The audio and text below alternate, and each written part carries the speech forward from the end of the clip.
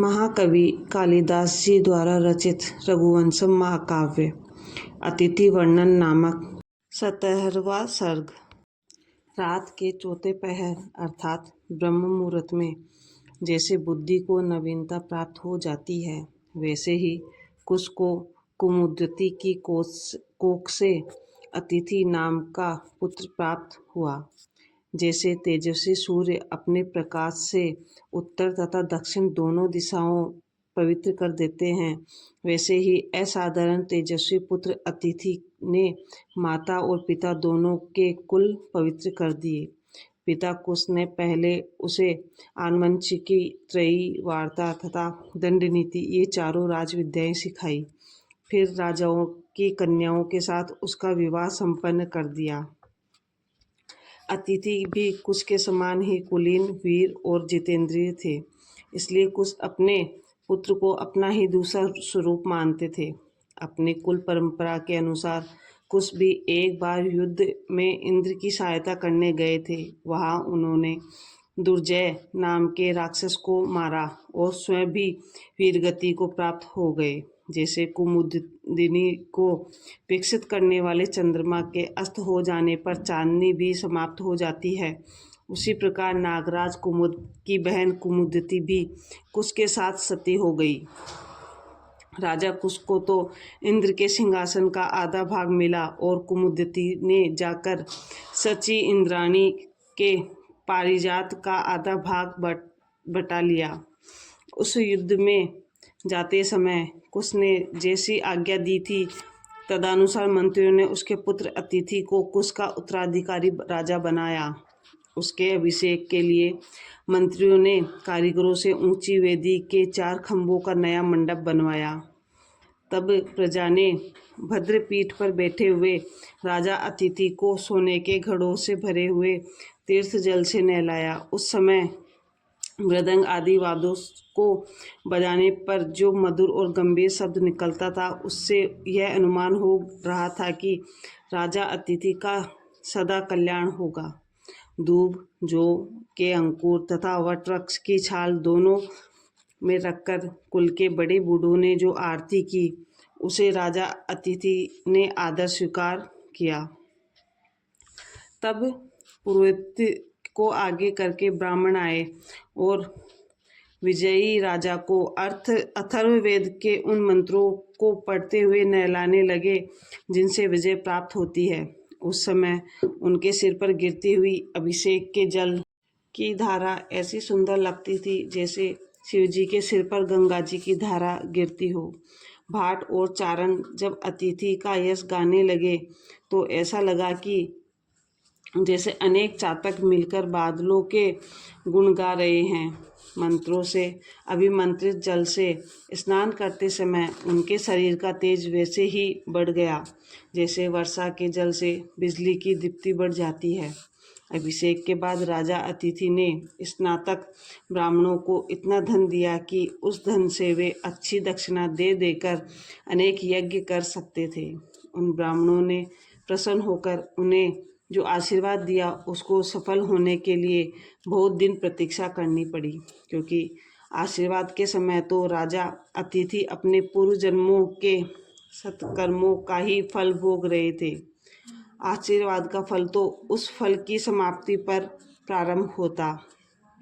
उस राज्याभिषेक की प्रसन्नता में अतिथि ने आज्ञा दी कि सब कैदी छोड़ दिए जाए, मृत्युदंड पाए हुए अपराधी न मारे जाएं, भारवाही पशुओं के कंधों से जुए उतार लिए जाएं और गौओं का दूहना बंद कर दिया जाए।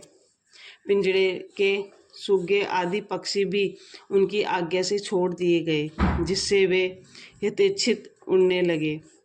वह राजा अतिथि अपना राजसी श्रृंगार कराने के लिए हाथी दांत के बने सिंहासन पर बैठे, जो राजमहल में एक ओर रखा था और जिस पर बिछौना बिछा हुआ था। तब श्रृंगार कला कुशलों ने धुले हाथों से धूप से सुगंधित केश वाले राजा अतिथि को सब अलंकारों से सजाना प्रारंभ किया।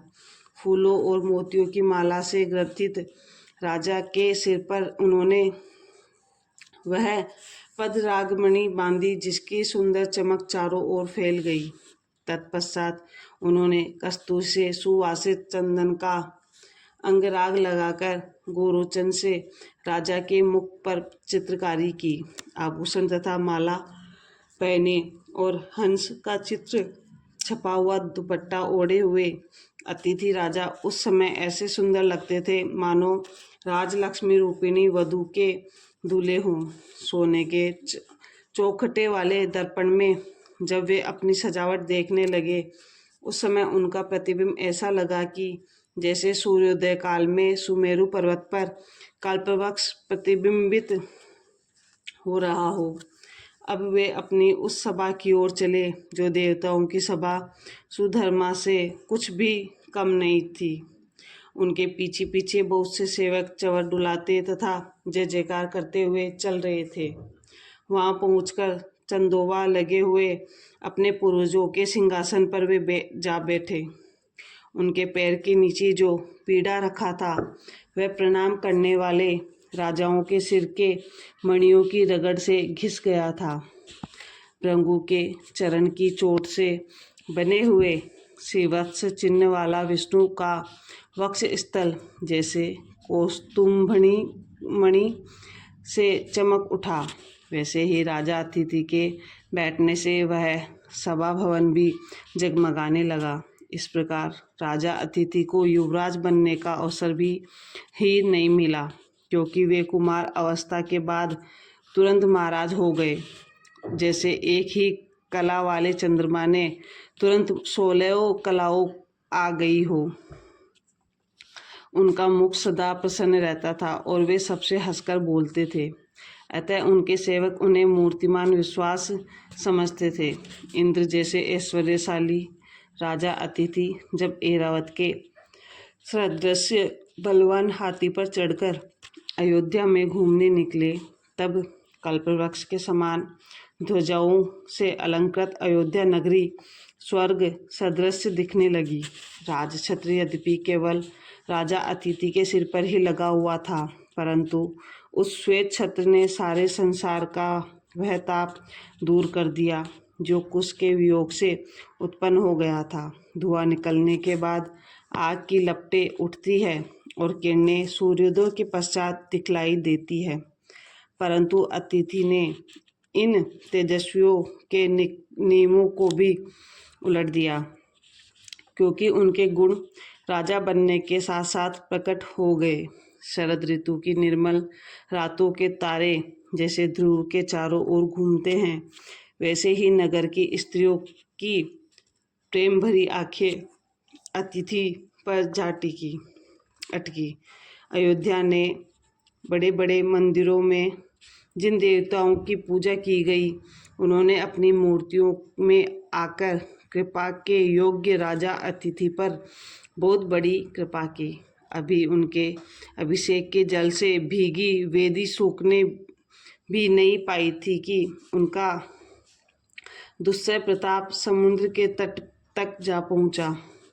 गुरु वशिष्ठ के मंत्र और धनुषधारी राजा अतिथि के बाण, इन दोनों ने कोई भी ऐसा कार्य नहीं किया था जिसे मिलकर न पूरा किया हो। धर्मात्माओं के मित्र राजा अतिथि आलस्य छोड़कर वादी प्रतिवादियों के पेचीदे झगड़े स्वयं निपटाया करते थे। जैसे वृक्ष को पुष्पित देखकर ही अनुमान हो जाता है कि इससे इतने फल मिलेंगे, वैसे ही राजा अतिथि का प्रसन्न मुख देखकर ही उनके सेवक जान जाते थे कि हमें इतना धन मिलेगा। कुछ के समय में जो प्रजा सावन की नदी के समान भरी पूरी थी, वह अतिथि के राज्य में भादों की नदी के समान और भी अधिक बढ़ गई। राजा अतिथि ने मुँह से जो कहा वह कर दिखलाया, और जिसे जो दिया उसे फिर लिया नहीं। हाँ, पर शत्रुओं को उखाड़कर उन्हें फिर जमाते समय उन्होंने यह नियम नहीं निभाया। यौवन, सौंदर्य और ऐश्वर्य, इनमें से यदि एक भी किसी के पास होता है तो वह मतवाला हो जाता है, परंतु राजा अतिथि के पास ये सभी वस्तुएं थी, तथापि उन्हें अभिमान नहीं था। इस प्रकार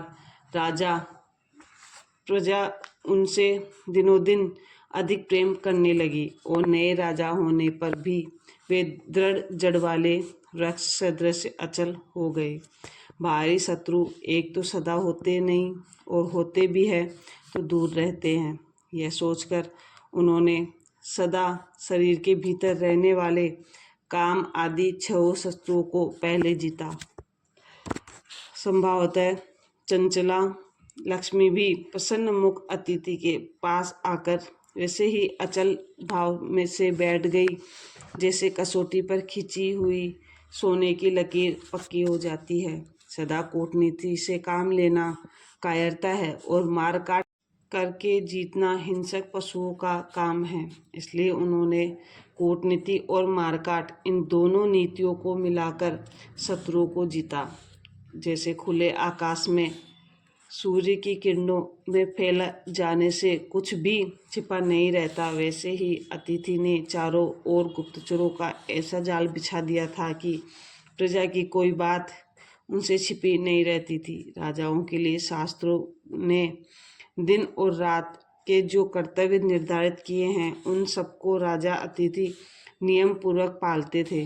वे प्रतिदिन मंत्रियों के साथ राज्य संबंधी मंत्रणा करते थे, परंतु वे मंत्रणाएं इतनी गुप्त होती थी कि प्रतिदिन व्यवहार में आने पर भी कोई उनको नहीं जान पाता था। अपने कर्मचारियों तथा शत्रुओं का भेद जानने के लिए उन्होंने ऐसी चतुराई से उनके पीछे दूत लगा रखे थे कि वे दूत भी परस्पर एक दूसरे को नहीं पहचानते थे। उन दूतों द्वारा सब समाचार मिलते रहने से वे सोते हुए भी सदा जागते रहते थे। यद्यपि वे युद्ध में ही शत्रुओं का अवरोध करते थे, तथापि उन्होंने राजधानी के चारों ओर बड़े बड़े दुर्ग बनवा रखे थे, क्योंकि हाथियों को मारने वाला सिंह हाथियों के भय से गुफा में नहीं सोता, बल्कि उसका स्वभाव ही ऐसा होता है। राजा अतिथि जो काम करते थे वे सब कल्याणकारी होते थे। वे कोई भी काम करने से पहले उस पर भली भांति सोच लेते थे, इसलिए उसमें किसी प्रकार की कोई बाधा नहीं पड़ती थी। जैसे धान का दाना भीतर ही पकता है, वैसे ही उसका काम गुप्त रूप से आरंभ होकर पूरा होता था। ऐश्वर्यशाली होते हुए भी उन्होंने कभी गलत मार्ग पर पैर नहीं रखा, क्योंकि ज्वार के समय भी समुद्र नदियों के मार्ग से ही बढ़ता है, दूसरे मार्ग से नहीं। उनमें इतनी प्रबल शक्ति थी कि यदि किसी कारण प्रजा में असंतोष फैले तो उसे तुरंत दूर कर दे, परंतु उन्होंने प्रजा में कोई ऐसा असंतोष उत्पन्न ही नहीं होने दिया और जिसे दूर करने की आवश्यकता पड़ती। वे बड़े शक्तिमान थे, अतएव शक्तिशाली राजाओं पर ही चढ़ाई करते थे, दुर्बलों पर नहीं, क्योंकि वायु की सहायता मिलने पर भी वन में लगी हुई दवाग्नि पानी को नहीं जलाती। अर्थ और काम के लिए उन्होंने कभी धर्म को नहीं छोड़ा और धर्म से बनकर अर्थ तथा काम को नहीं त्यागा, और न अर्थ के कारण काम को या काम के कारण अर्थ को ही छोड़ा, अपितु धर्म अर्थ और काम तीनों के साथ वे एक सा व्यवहार करते थे।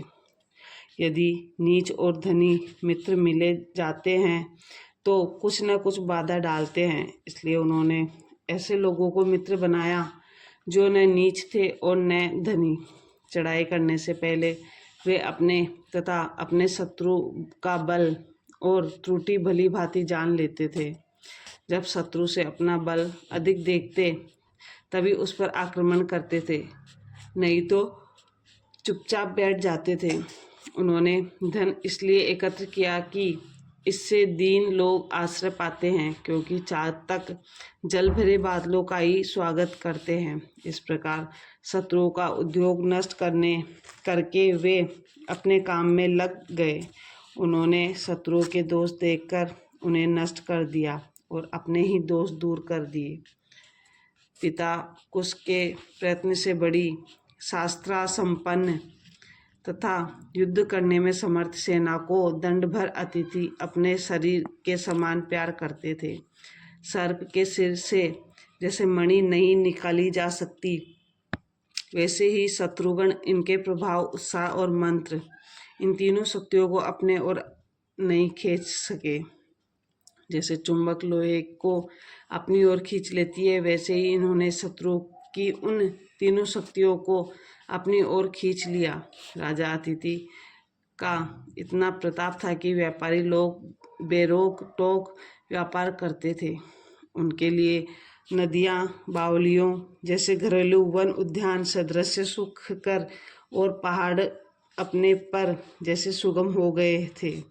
अतिथि ने विघ्नों से तपस्वियों के तप की रक्षा की, चोरों से प्रजा की संपत्ति बचाई और चारों आश्रमों तथा चारों वर्णों से उनकी पूंजी के अनुसार छठा भाग प्राप्त किया। जैसे वे पृथ्वी की रक्षा कर रहे थे, वैसे ही पृथ्वी भी उन्हें उचित वेतन दे रही थी। खानों ने रत्न दिए, खेतों ने अन्न दिया और वनों ने हाथी दिए। कार्तिकेय जैसी पराक्रमी राजा अतिथि यह भली भांति जानते थे कि संधि, विग्रह, यान, आसन, संशय और द्विधिभाव, इन 6 राजगुणों को कैसे उपयोग में लाना चाहिए। इस प्रकार साम, दाम आदि चारों उपायों के साथ राजनीति का उपाय करते हुए महाराज अतिथि ने मंत्रियों आदि की सहायता से बिना किसी बाधा के उपयुक्त उपायों का फल अनायास प्राप्त कर लिया। वे कपट युद्ध भी करना जानते थे, परंतु युद्ध में सदा धर्म की लड़ाई ही लड़ते थे। अतएव वीरों की अनुचरी विजयश्री अभिसारिका की भांति चुपके से उनसे पास चली आती थी। युद्ध क्षेत्र में अतिथि को देखते ही शत्रु के छक्के छूट जाते थे और वे प्राण लेकर भाग खड़े होते थे। इसलिए जैसे मदहीन हाथी मद वाले हाथी से नहीं लड़ पाते, वैसे ही अतिथि से लड़ने का कोई भी शत्रु साहस नहीं कर पाता था। पूरी तरह बढ़ चुकने पर चंद्रमा घटने लगता है और समुद्र की भी यही दशा होती है, परंतु अतिथि के साथ यह बात नहीं थी। वे चंद्रमा और समुद्र के समान बढ़े, किंतु उनके समान घटे नहीं।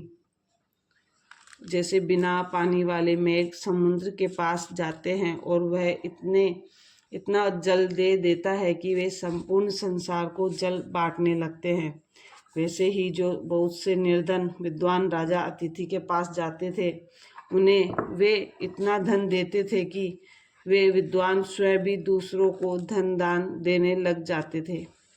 उनके सभी काम प्रशंसनीय होते थे, परंतु जब कोई उनकी प्रशंसा करता था तब वे सकुचा जाते थे। प्रशंसा की इच्छा न करने पर भी उनका यश बराबर बढ़ता गया। जैसे उदीयमान सूर्य के दर्शन से पाप दूर हो जाता है, वैसे ही उनके दर्शन से भी पाप भाग जाते थे। विज्ञानी थे, सो दूसरों को तत्व ज्ञान सिखाकर अज्ञान का अंधेरा मिटाते थे। अतएव उन्होंने प्रजा को सब प्रकार से स्वतंत्र कर दिया। चंद्रमा की किरणें कमल में और सूर्य की किरणें कुमुद में नहीं प्रविष्ट हो पाती, परंतु अतिथि के गुणों में शत्रु के हृदय में भी घर कर लिया, अर्थात शत्रु भी उनके गुणों का आदर करते थे। अश्वमेध यज्ञ के लिए जब वे दिग्विजय करने को निकले, तब उनका काम यद्यपि शत्रुओं को किसी प्रकार हराना ही था, परंतु उस समय भी उन्होंने धर्म से ही काम लिया, कूटनीति अथवा छल का प्रयोग नहीं किया। इस तरह शास्त्रीय मार्ग पर चलने से अतिथि का प्रभाव बढ़ गया और जैसे इंद्र देवताओं के देवता है, वैसे ही वे राजाओं के राजा हो गए। इंद्र आदि चारों लोकपालों के समान पराक्रमी होने के कारण लोग उन्हें 5वां लोकपाल कहते थे। पृथ्वी, जल आदि 5 तत्वों के समान महान होने के कारण लोग उन्हें छठा तत्व मानते थे। हिमाचल आदि 7 कुल पर्वतों के समान विशाल होने के कारण वे 8वें कुल पर्वत कहलाते थे। जैसे देवता इंद्र की आज्ञा मानते थे, वैसे ही सब राजे अपने अपने छत्र उतारकर उनकी आज्ञा को शिरोधार्य करते थे। अश्वमेध यज्ञ में जिन ब्राह्मणों ने यज्ञ कराया था, उनको अतिथि ने इतनी दक्षिणा दी कि लोग उन्हें भी दूसरा कुबेर मानने लगे। उनके साम्राज्य पर इंद्र ने वर्षा की, यमराज ने लोगों की रोकथाम की, वरुण ने नाविकों के लिए जल का मार्ग खोल दिया और कुबेर ने इनका राजकोष भरा। इस प्रकार इंद्र आदि लोकपाल जैसे उनके प्रताप से ही डरकर उनकी सेवकाई किया करते थे। इस प्रकार रघुवंशम महाकाव्य में अतिथि वर्णन नामक 17वां सर्ग समाप्त।